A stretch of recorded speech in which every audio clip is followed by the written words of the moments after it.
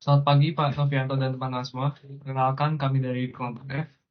Pada kesempatan ini kami akan mempresentasikan tugas akhir perancangan sistem kami yang berikut judul Sistem Jasa Konsultasi Investasi.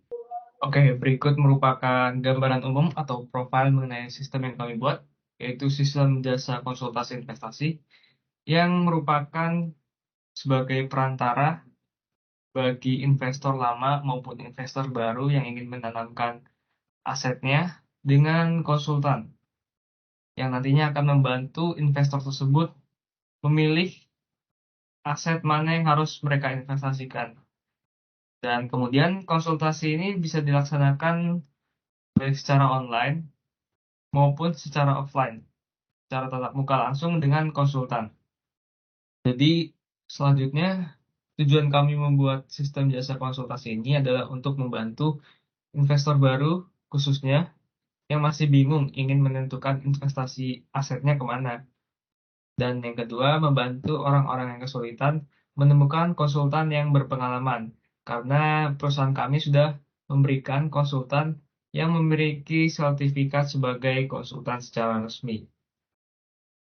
Oke, jadi sistem kami ini muncul karena adanya keprihatinan kami akan banyaknya penipuan yang terjadi pada investor baru khususnya.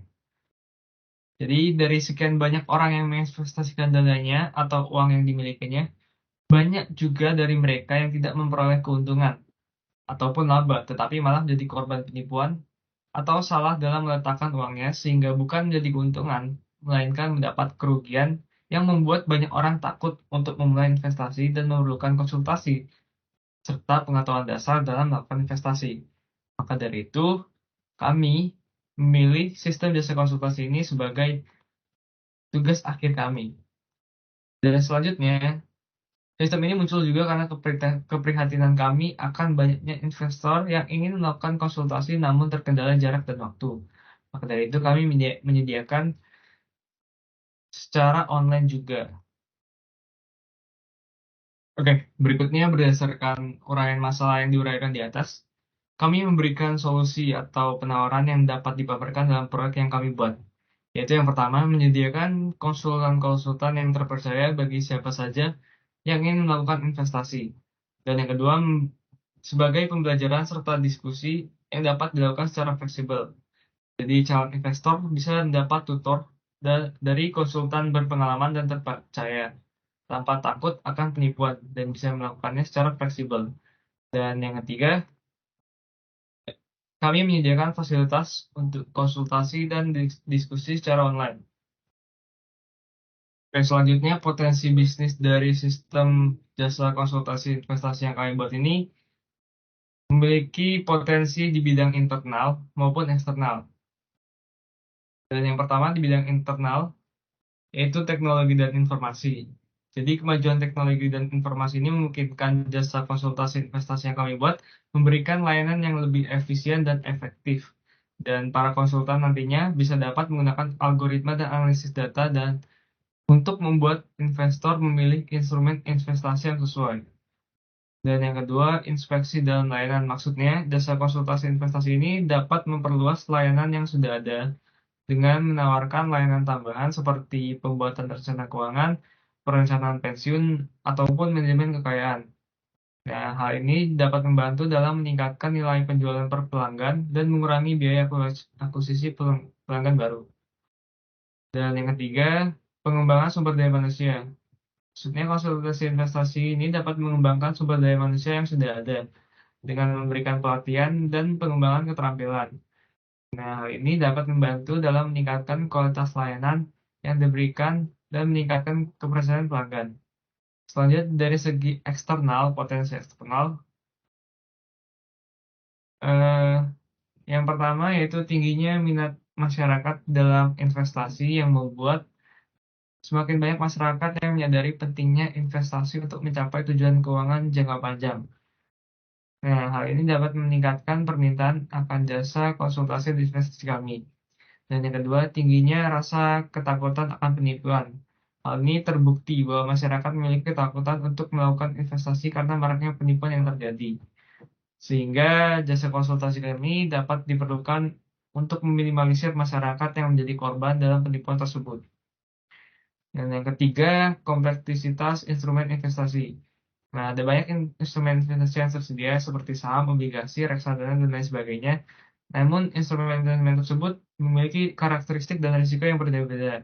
Nah, dalam hal ini, jasa konsultasi investasi kami dapat membantu para investor untuk memilih instrumen investasi mana yang sesuai dengan profil, risiko, dan tujuan investasi mereka. Benefit yang didapatkan adalah yang pertama, investor dapat melakukan konsultasi dimanapun dan kapanpun menggunakan media apapun, karena melalui sistem ini, investor tidak perlu datang ke tempat di mana konsultan bekerja dan bisa melakukan konsultasi, membuat jadwal melalui sistem yang telah disediakan. Yang kedua, investor juga dapat melakukan konsultasi ulang dan akan dipermudah setelah melakukan konsultasi pertama dan sudah mulai investasi. Jadi setelah mulai melakukan investasi, nantinya hasil investasi tersebut akan dikembalikan kepada konsultan untuk dianalisa lagi, dan kemudian kalau misalnya investor ingin melakukan konsultasi ulang, itu bisa dipermudah untuk melakukannya karena sudah memiliki ID dan juga sudah pernah melakukan konsultasi sebelumnya. Kemudian yang ketiga, investor baru itu juga akan diajari bagaimana cara membaca laporan keuangan, melakukan analisa fundamental maupun teknikal, di mana nanti kita akan membuka semacam kelas, bisa private ataupun kelompok. Ini dimana kita para investor baru yang belum mengerti sama sekali tentang bagaimana itu technical analysis atau fundamental analysis ataupun bagaimana cara membaca laporan keuangan, akan diajari sedemikian rupa sehingga mereka bisa membaca laporan keuangan dan bisa melakukan analisis sebelum akhirnya terjun ke dalam dunia perinvestasian. Selanjutnya, untuk input dan output perusahaan, yang pertama ada konsultan mengirimkan CV, portofolio, atau resume untuk mendaftar sebagai konsultan dalam sistem jasa konsultasi investasi online, dan sistem itu akan mengidentifikasi kebenaran, keabsahan semua dokumen yang diupload oleh konsultan, itu bisa diverifikasi. Nah, setelahnya konsultan itu terdaftar sebagai konsultan online dalam sistem. Kemudian yang kedua, klien itu diberikan pilihan konsultan dengan menampilkan kompetensi yang dimiliki oleh konsultan serta biaya jasa konsultasi.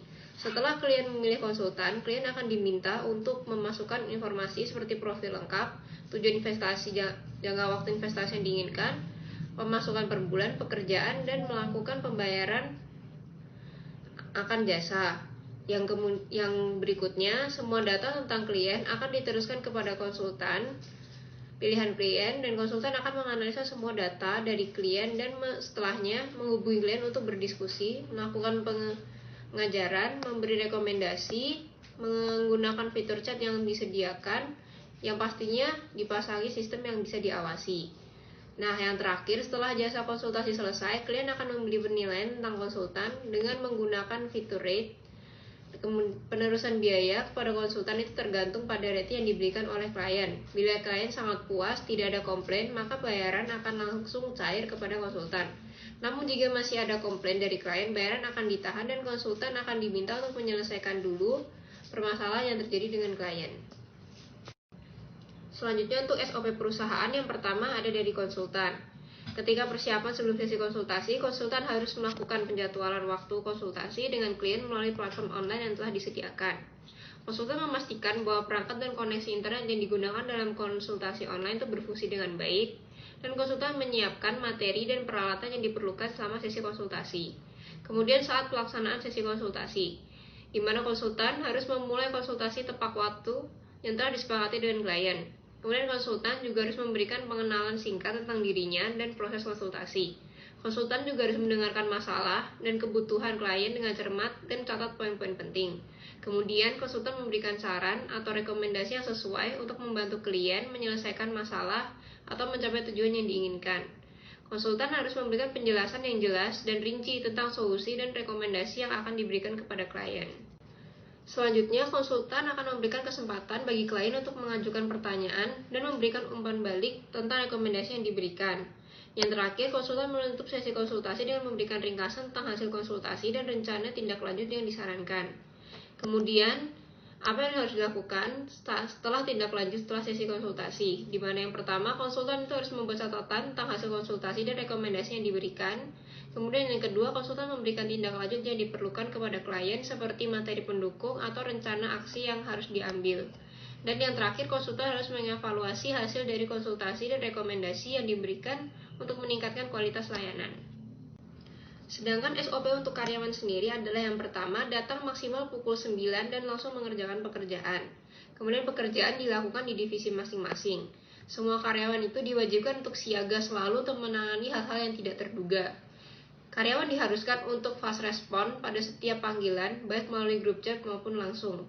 Jam kerjanya adalah selama 8 jam dan karyawan diharuskan untuk pulang pukul 17.00. Jika ingin melakukan lembur, karyawan harus meminta izin dahulu kepada atasan dan upah lembur akan diberikan sesuai dengan ketentuan dari perusahaan. Selanjutnya akan dijelaskan tentang bagaimana aktivitas yang akan dilakukan dalam bisnis ini. Yang pertama ada pendaftaran klien, di mana klien akan melakukan pendaftaran di sistem yang sudah disediakan dengan memasukkan segala profil, data, dan hal yang diperlukan. Kemudian dari admin kami akan melakukan pengecekan data untuk menentukan apakah datanya real atau bukan. Lalu selanjutnya, bila sudah diverifikasi semua, klien akan diberikan ID agar bisa login ke dalam sistem yang sudah dibuat.